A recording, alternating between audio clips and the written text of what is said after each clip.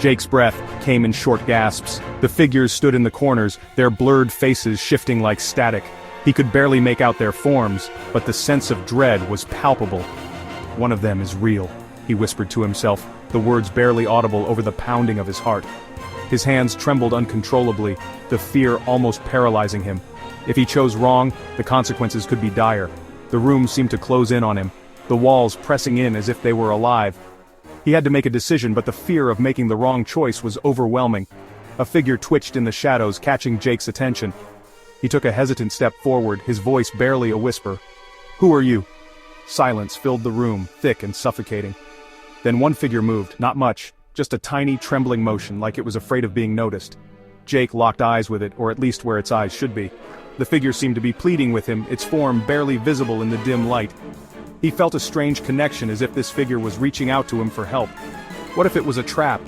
The thought gnawed at him, but he couldn't shake the feeling that this figure was different from the others. He had to trust his instincts, even if it meant risking everything.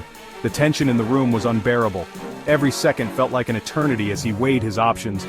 He knew he had to act quickly, but the fear of making the wrong choice was paralyzing. No time left. Jake reached out, grabbing its wrist. The contact was electric, sending a jolt through his body.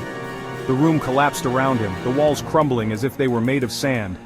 He felt himself being pulled into a vortex, the world spinning around him. Ding! Jake was back in the elevator, but someone was standing beside him. The air was thick with tension, and he could feel the presence of the stranger without even looking.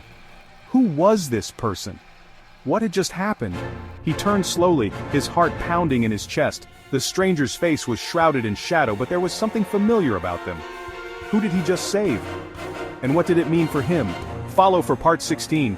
The mystery deepens, and the stakes have never been higher.